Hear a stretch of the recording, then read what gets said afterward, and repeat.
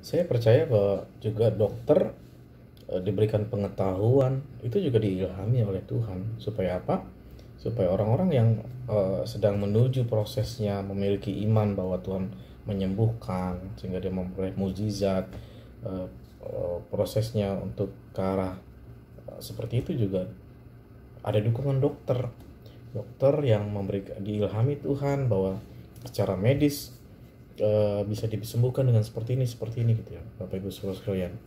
Nah, saya percaya seperti itu. Oleh karena itu apa yang sudah disebutkan mengenai penelitian-penelitian yang ada, yang fakta-fakta yang ada, ya kita ambil itu sebagai kebijaksanaan. Kita ambil, kita lakukan dalam diri kita sebagai kebijaksanaan. Jangan eh, memberikan diri kepada situasi-situasi yang tidak baik gitu kan, atau membawa keluarga kita kepada situasi-situasi yang mungkin bisa terkena terjangkit virus seperti itu. Eh, kan iman yang dimiliki atau kepercayaan yang dimiliki seseorang, pengetahuan yang dimiliki seseorang itu berbeda-beda. Ada yang dia sudah mengalaminya, dia mengerti, bukan cuma mendengar firman Tuhan, dia mengertinya, selama ini juga berlatih di dalamnya sehingga dia tidak terkena sakit penyakit atau disembuhkan dari sakit, pernah disembuhkan dari sakit penyakit. Karena semua orang berbeda untuk masuk dalam pengenalan, mengalami firman Tuhan terus menerus, itu orang terus eh, perlu berjuang di dalamnya. Bapak Ibu Saudara sekalian, ya seperti firman Tuhan katakan, setia adalah perkara kecil akan diberikan juga perkara-perkara besar gitu ya. Maksudnya bukan sakit-sakit yang, iya betul, sakit-sakit yang kecil kita alami, ya kita harus konfrontasi, terbiasa sembuh dari sakit-sakit flu misalnya, ya harus harus percaya bahwa yes pasti juga sembuh dari penyakit-penyakit yang lain. Nah, Bapak Ibu Saudara sekalian, nah tapi dengan demikian juga kita tidak bisa memaksakan apa yang kita tahu ini untuk harus dilakukan kepada orang lain, harus dilakukan orang lain berlaku sama seperti kita yang memiliki keyakinan atau pernah yang mengalami firman Tuhan dari penjagaan dan kesembuhan. Kita haruskan orang lain juga seperti itu? Tidak. Coba kita lihat firman Tuhan di dalam uh, 1 Korintus yang ke-8 ayat, dimulai dari ayat yang ke-7. Jadi bukan semua orang mempunyai pengetahuan itu. Ada orang yang karena masih terus terikat pada berhala-berhala, makan daging itu sebagai daging persembahan berhala. Dan oleh karena hati nurani mereka lemah, hati nurani mereka itu dinodai olehnya. Nah itu ya, ayat 8. Makanan tidak membawa kita lebih dekat pada Allah. Kita tidak rugi apa-apa kalau tidak kita makan, dan tidak akan untung apa-apa kalau tidak kita makan. Tetapi jagalah supaya kebebasanmu ini jangan menjadi batu sandungan bagi mereka yang lemah. Karena apabila orang melihat engkau mempunyai pengetahuan sedang duduk makan di dalam kuil berhala, bukankah orang yang lemah hati nuraninya itu dikuatkan untuk makan daging persembahan berhala? Dengan jalan demikian orang yang lemah, yaitu saudaramu, yang untuknya Kristus telah mati, menjadi binasa karena pengetahuanmu. Ya, Bapak Ibu Saudara sekalian, jadi walaupun kita tahu firman Tuhan yang saya sudah bagikan, saya mau katakan bahwa kalau ada orang-orang yang misalnya persekutuan dalam skala yang banyak, kita kan tidak tahu di dalam persekutuan itu ada orang-orang yang memiliki pengetahuan yang lemah atau yang kuat, kita tidak tahu. Jangan karena itu kita paksakan seseorang untuk mengikuti apa yang sudah kita alami, kita tahu. Ini firman Tuhan yang bilang. Artinya apa? Ya, kalau ada persekutuan yang atau gereja yang diliburkan atau yang dibuat jadi online, saya mau katakan yaitu mungkin karena firman Tuhan ini. Dia mengetahui bahwa tidak semua orang sudah masuk dalam tahap pengetahuan seperti ini. Seperti itu Bapak Ibu Saudara. Jadi kalau ada KT yang atau ada persekutuan yang yang dicoba dibuat dengan jarak jauh, saya rasa itu adalah kita lakukan bukan karena kita takut, tapi kita lakukan karena kita mengerti hal ini eh, dalam waktu dekat, bukan untuk selamanya ya. Dalam waktu dekat eh, adalah kebutuhan mereka. Nah, makanya firman Tuhan ini saya bagikan bahwa ya harus ada eh, sharing firman Tuhan, bahwa ada perlindungan Tuhan, ada tahap-tahap orang yang tahu mengenali itu, ada yang belum memahaminya atau masih ragu-ragu memahaminya. Jadi Bapak Ibu Saudara sekalian, bagi saya keputusan-keputusan yang diambil kembali kepada anggota-anggota yang ada. Jadi tidak semua orang memiliki pengetahuan yang sama seperti Bapak Ibu Saudara. Jadi kalau ada gereja yang online, ya mungkin salah satunya dilihat dari firman Tuhan ini.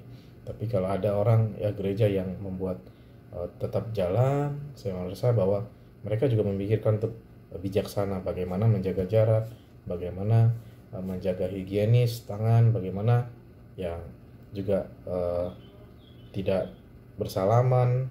Ya, kenapa tidak bersalaman? Saya mengatakan bahwa sekali lagi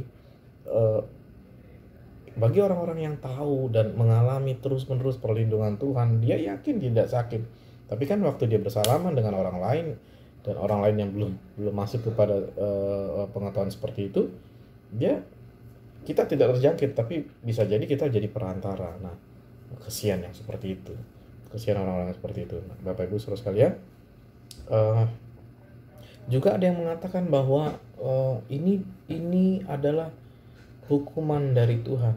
Waduh, saya mengatakan kalau Tuhan menghukum, saya yakin tidak ada yang bisa mengelak dari itu gitu kan.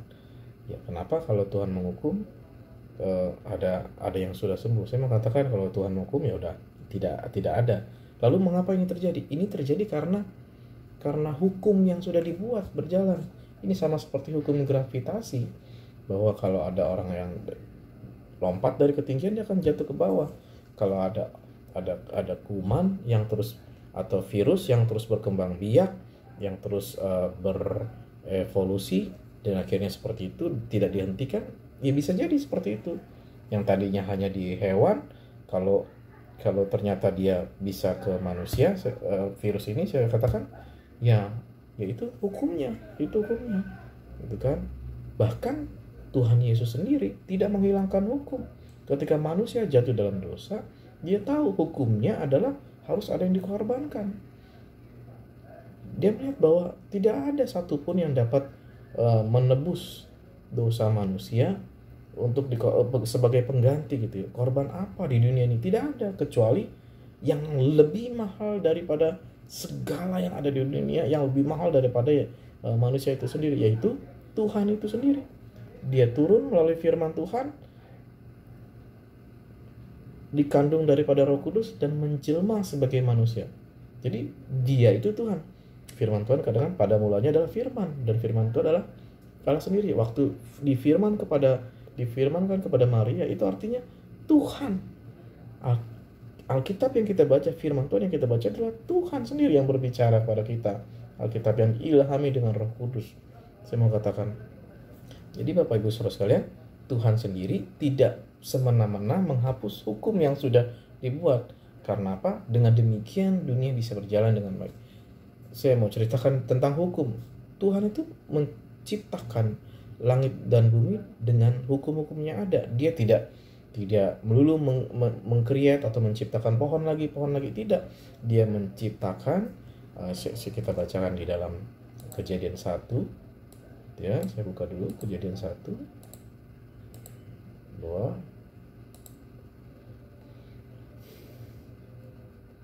Ya, ini penciptaan. Pada mulanya Allah menciptakan langit dan bumi. Bumi belum berbentuk dan kosong. Gelap gulita menutupi samudera. Roh Allah melayang-layangi. Sekali lagi, Roh Allah adalah Tuhan itu sendiri menaunginya di atas permukaan air. Berfirmanlah Allah. Ketika firman itu ada, jadilah terang, lalu terang itu jadi. Firman itu adalah Allah, ya. Allah melihat bahwa terang itu baik, lalu dipisahkannya terang itu dari gelap, dan Allah menamai terang itu siang dan gelap itu malam. Jadilah petang dan jadilah pagi, itulah hari pertama. Berfirman Allah, jadilah cakrawala di tengah segala air untuk memisahkan air dari laut. Maka Allah menjadikan cakrawala dan memisahkan air yang ada di bawah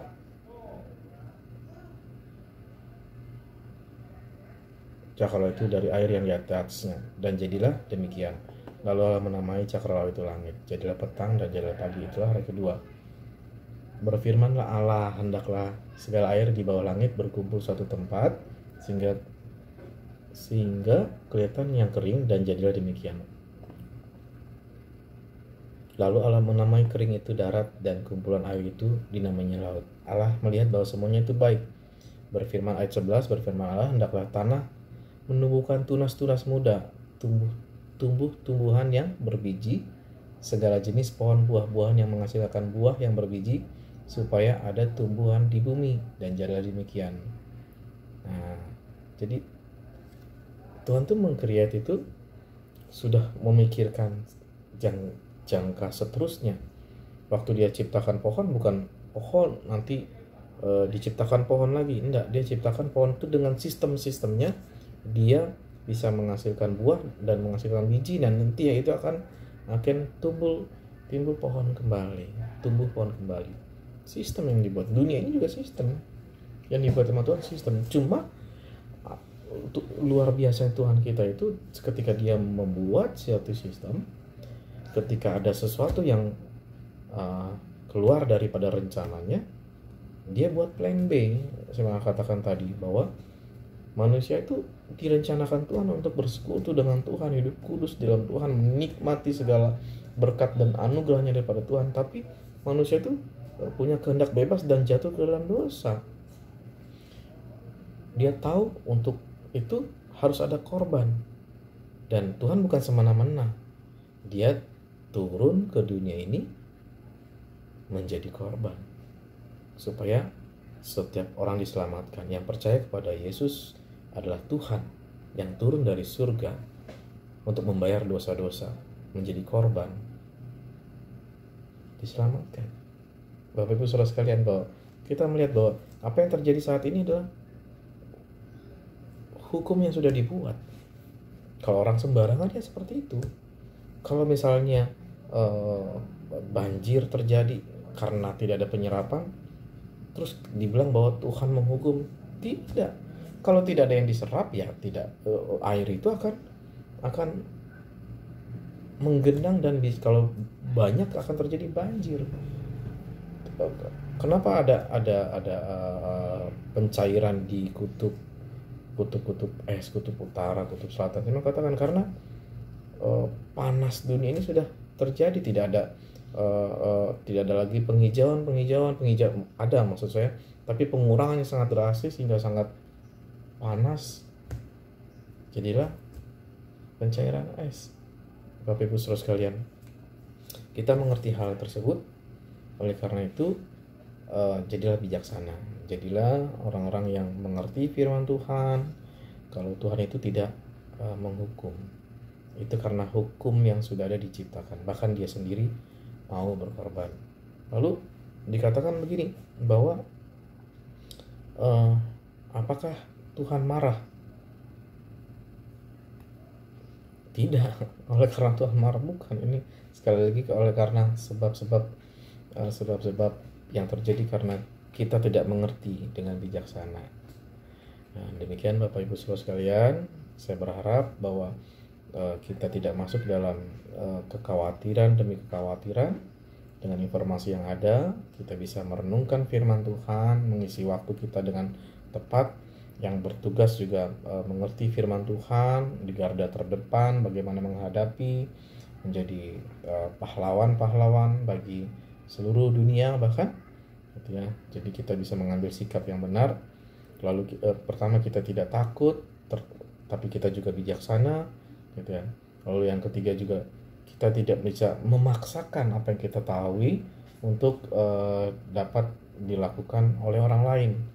Lalu yang keempat, tentu dengan seperti ini kita mengambil keuntungan harusnya, atau berpikir positif untuk uh, kalau pelayan-pelayan Tuhan berarti kebutuhan mengenai firman Tuhan yang bisa dibagikan secara online, kebutuhan pertemuan-pertemuan yang kecil dengan situasi yang sudah disterilkan, sudah sama-sama mengerti, jaga, itu adalah kebutuhan. Bagaimana firman Tuhan dibagikan melalui sosial media ini kebutuhan.